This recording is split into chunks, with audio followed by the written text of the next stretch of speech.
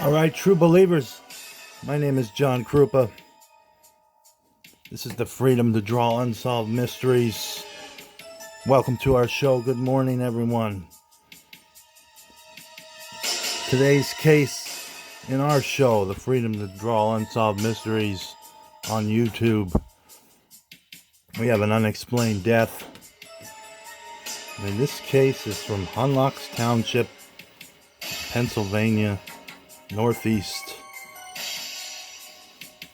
It deals with an asphyxiation death, but it is unclear on how it happened. And this is the case of Reno DiGiacomo.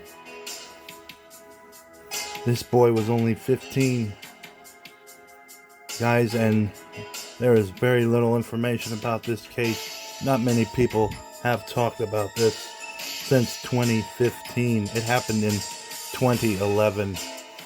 A couple of seconds, we're going to get right to this case. We're going to draw this case and we're going to tell you about it at the same time. Before that, we want to direct your attention to these places right here. You need to call if you have any information. Give any tips to these places. The HUNLOCK County, I believe it's the state troopers of Pennsylvania handled this case because the HUNLOCK Township was so small that they don't have a police department, I believe. So you can also call Pennsylvania state troopers. If you have any information, do not contact me with information or tips about this case. I cannot do anything with it. I am merely just the truth teller and the fact teller and the artist that is bringing you their information, guys. But you can give us a comment on the show or a subscribe or a like. That's all welcome, guys. Let's get into the case right now. Reno DiGiacomo. All right, guys. You can't mistake the theme in the background is the Twilight Zone. That's because it is National Twilight Zone Day. Today is National Twilight Zone Day. So we're going to have that going on in the background as we draw Reno DiGiacomo. HUNLOCK Township couple still seeking answers in teenage son's 2011 asphyxiation death.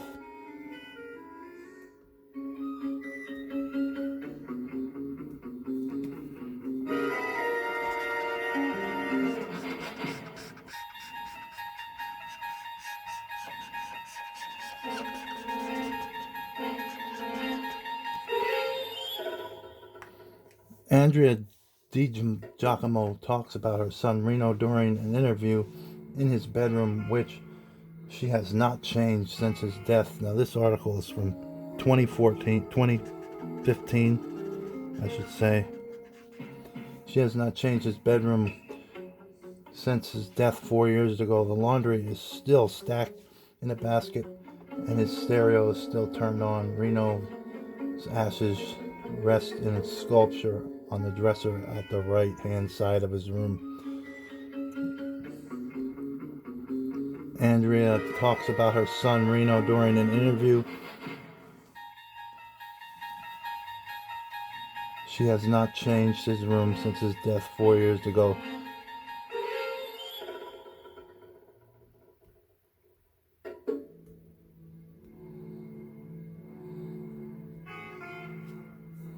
Andrea and Richard, who is nicknamed Jocko, talk about their son Reno on the anniversary of his death in 2011. This is from 2015.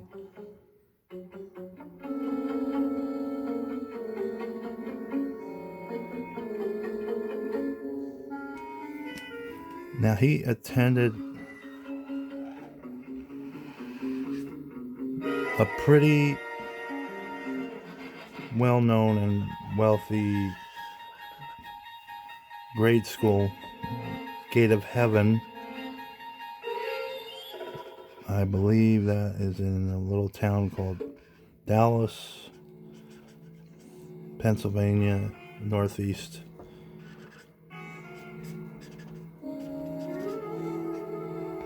And then when he was in high school, he went to Scranton Prep. These are both accredited, really good schools in the northeast Pennsylvania area.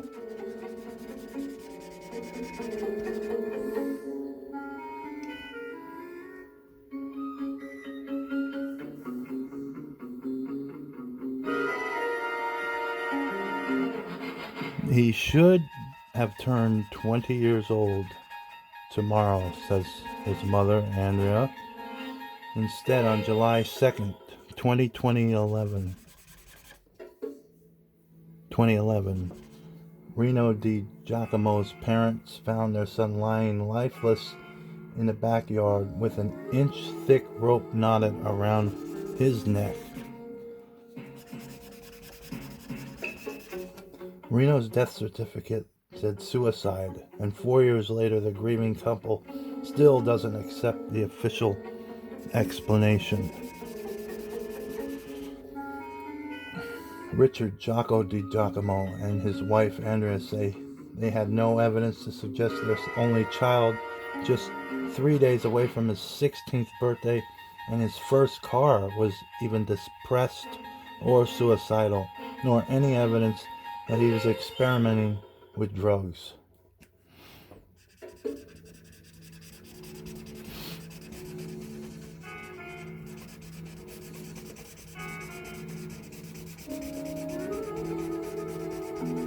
This reports say that he was also the light of the room. Anyone would tell you that he was a bright spot in anybody's day. So these conflict the reports of a suicide. But also, some people are really good at hiding it. Tears of a Clown come to mind, that song. The DiGiacomos believe there is adequate evidence to suggest that their son was not home alone when he died, and they hold out hope that those who may have been with him will come forward. We're not looking for a murderer, Mr. DiGiacomo said the Thursday as he talked with a reporter over the spot where he discovered his son's body on the driveway in front of a small barn behind the family's golf course road home. We're just looking for answers.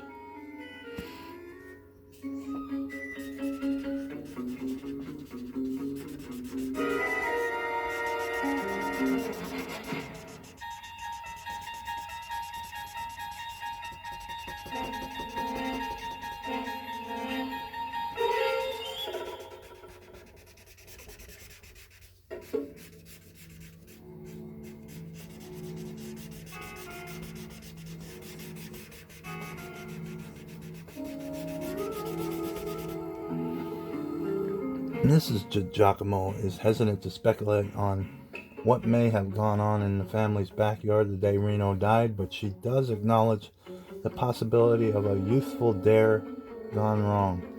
Some kids call it the choking game. Others' names include blackout, the fainting game, or the knockout challenge.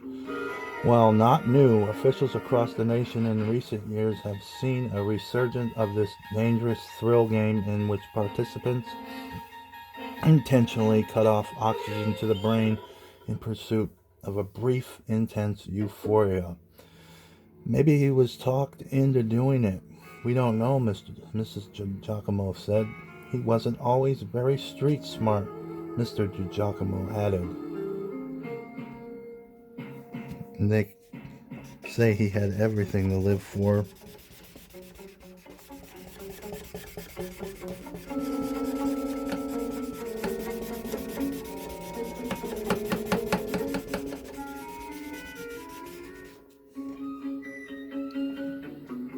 July 1st, 2011 was a Friday For Reno DiGiacomo, it was the summer before what would have been his junior year at Scranton Preparatory School, and 4 days before he was eligible to apply for his learner's permit.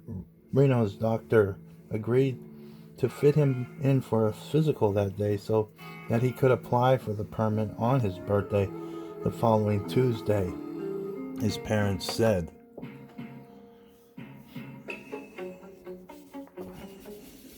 So he had some things to be excited about.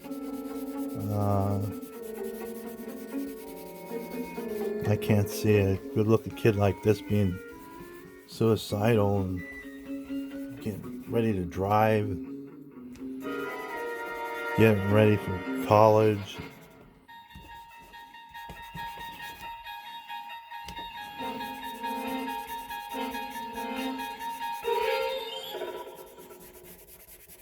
It's an odd mystery, this unexplained death of this. He was then 15 years old. As we listen to the Twilight Zone in the background on this National Twilight Zone Day.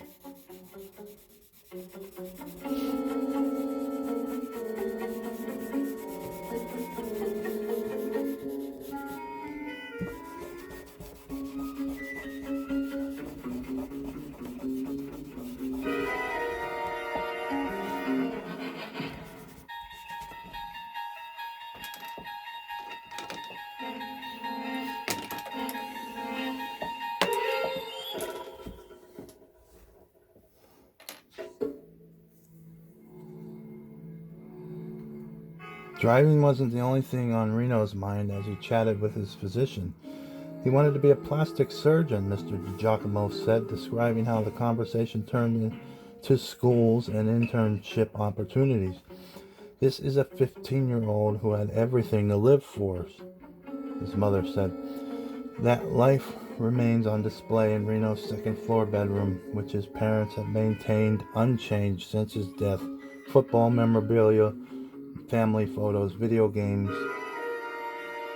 bits and pieces of sporting equipment, a child-sized guitar, and then there are the neat glass cases containing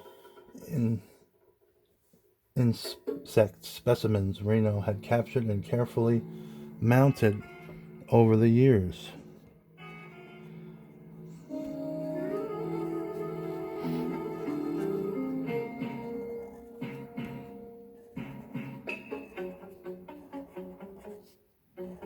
Seemed like a normal, curious, inquisitive kid.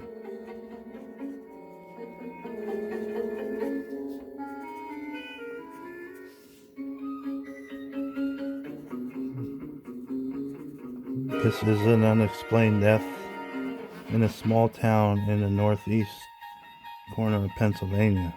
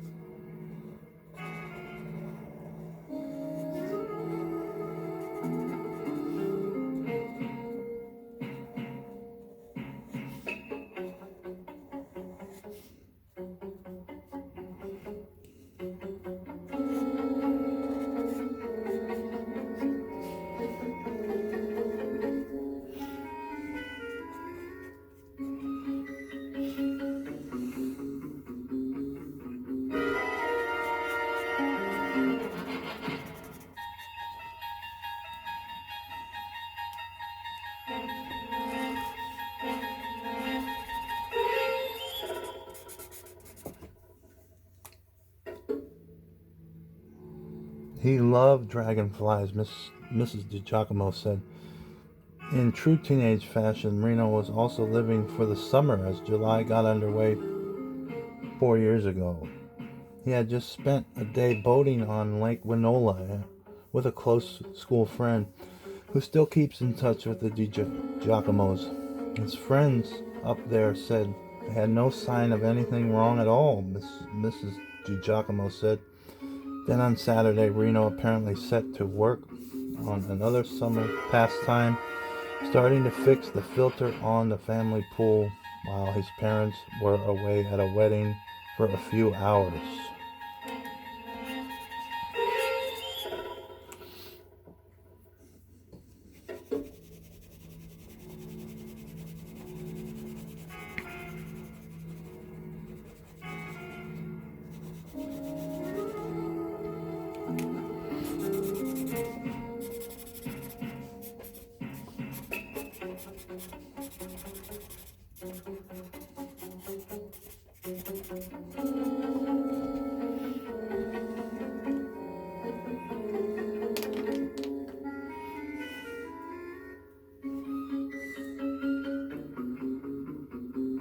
Mr. DiGiacomos said he found the filter still disassembled when he returned home that evening, and based on evidence left behind, thinks Reno may have headed to the barn in search for tools.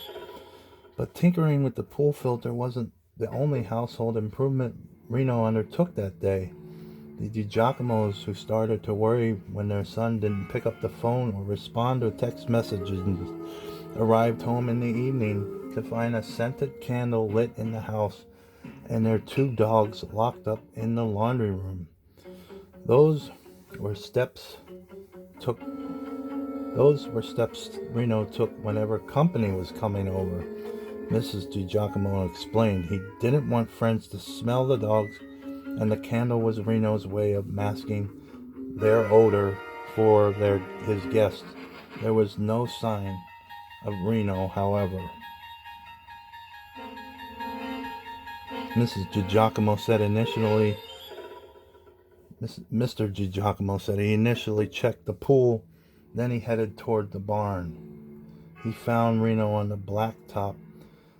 Tied around the teen's neck was the thick rope used to haul hay up to the barn loft, and Reno's head was raised off the ground.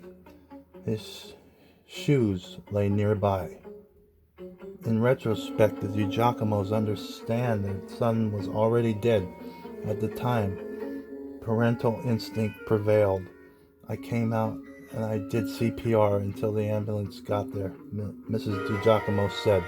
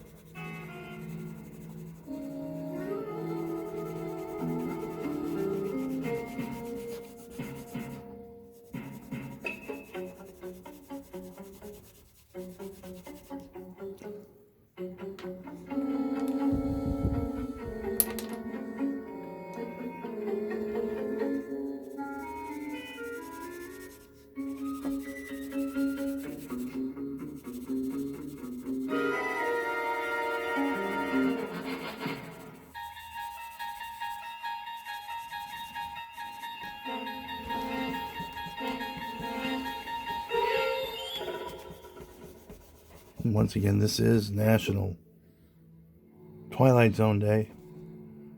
That's why you hear the Twilight Zone on in the background.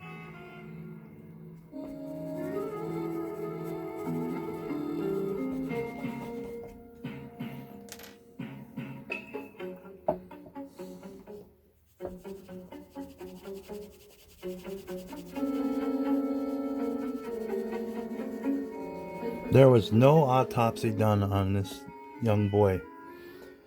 State police in Luzerne County Coroner's Office responded to the scene where Reno was pronounced dead at 11:45 p.m. July 2nd, 2011. Luzerne County is the county where it took place in. That is a small town.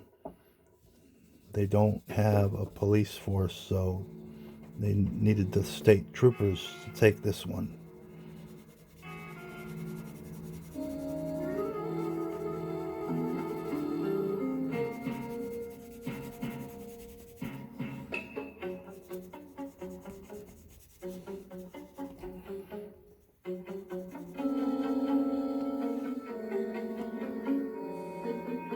Reno's cause of death, attested on the death certificate by Luzerne County Deputy Coroner Daniel J. Hughes, was asphyxiation due to hanging. His manner of death was ruled a suicide. Based on what? Mrs. DiGiacomo said angrily, gesturing to the certificate, which also indicates that no autopsy was performed on Reno's body. Stunned by how quickly the determination was made, the DiGiacomos also say no one informed them at the time that they had the option to request a private autopsy. Reno's body was cremated 5 days after his death, eliminating that possibility. Luzerne County Coroner William Listman on Thursday told investigators that the decision on whether to perform an autopsy rests with his office, but Listman added he could not immediately remember a time over the past 2 decades when a post-mortem had been done on a hanging victim in the county. Well, why not? Mrs. DiGiacomo says. We have a cause of death. We know what the cause of death was. It was asphyxiation due to hanging, Listman said of such cases. Listman said he is familiar with Reno's case but declined to discuss specifics out of respect to the family's privacy. The coroner did say, however, that the case was not rushed in any way.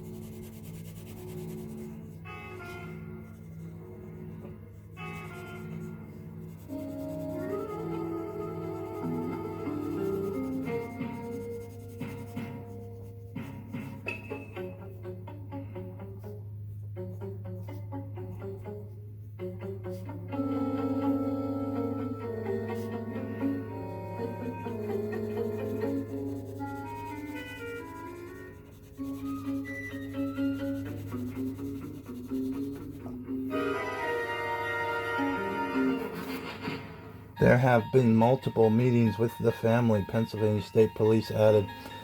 The district attorney's office and the state police. We have done everything we could possibly do, Listman said. He also stressed that if any new information comes to light in this case, the Reno's death certificate could be revisited. It can always be amended, it can always be changed, but we would need a reason to do that, Listman said.